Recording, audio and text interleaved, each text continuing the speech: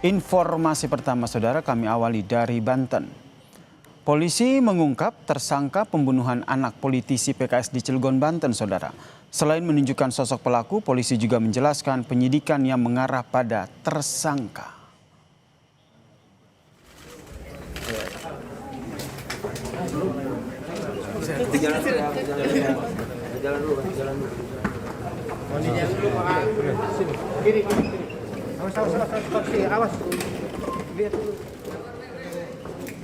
Kapolres Cilegon AKBP Martua Raja Taripar Laut Silitonga memastikan pelaku yang ditangkap merupakan pembunuh anak politisi PKS yang ditemukan tewas di rumahnya saudara.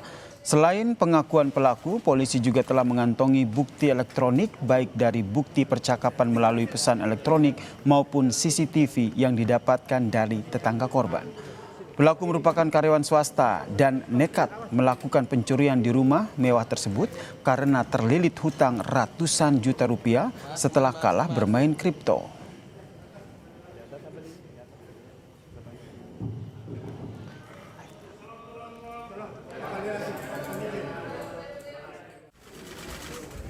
Dengan beberapa hal-hal yang ada di handphone pelaku maupun beberapa alat-alat lainnya yang berkaitan dengan waktu yang menunjukkan dari CCTV yang ada di rumah tetangga. Jadi kami menentukan bahwa pelaku untuk menjadi tersangka melalui gelar penetapan tersangka sudah melalui proses scientific crime investigation.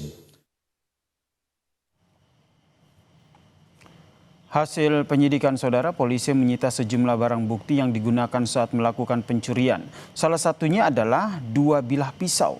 Oleh polisi, 2 bilah pisau tersebut langsung dilakukan pemeriksaan oleh Puslap 4 Mabes Polri. Hasilnya ditemukan bercak darah dan terdapat DNA korban, yaitu anak politisi PKS. Selain itu saudara, polisi menyita sebuah sepeda motor, perhiasan hasil kejahatannya.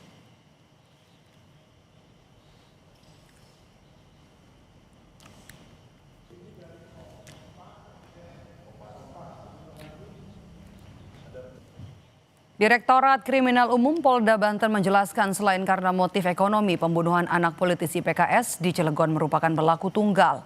Pelaku yang berusia 31 tahun ditangkap saat sedang bersembunyi di bawah mobil saat hendak mencuri.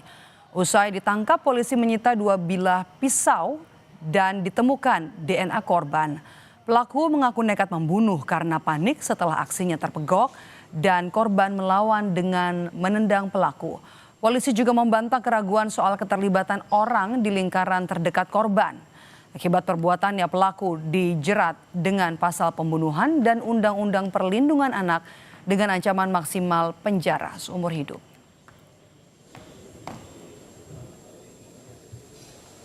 Karena himpitan ekonomi inilah mendorong yang bersangkutan untuk melakukan tindak pidana ini. Saya ulangi, pelaku tunggal, kemudian melakukan pencurian di rumah yang dijadikan sasaran itu secara acak. Yang mungkin selama ini asumsinya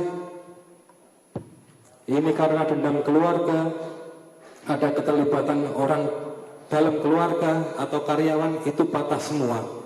Bahwa ini tindak pidana adalah murni tindak pidana pembunuhan yang didahului dengan tindak pidana pencurian dengan pemberatan. Jadi pelaku ini adalah pelaku tunggal yang dijadikan sasaran itu secara acak. Ini adalah kursi roda yang digunakan pelaku pada saat untuk membantu mengangkat perangkas, di mana pelaku adalah sendirian. Polisi mengungkap pembunuh anak politisi PKS di Cilegon hanya beraksi seorang diri atau pelaku tunggal. Tertangkapnya pelaku dan bukti yang ditemukan di tas pelaku meyakinkan kepolisian bahwa pembunuhan tidak terkait dengan orang dekat korban. Salah satu bukti yang menguatkan yakni pisau yang disita dari pelaku ditemukan bercak darah yang cocok dengan DNA korban.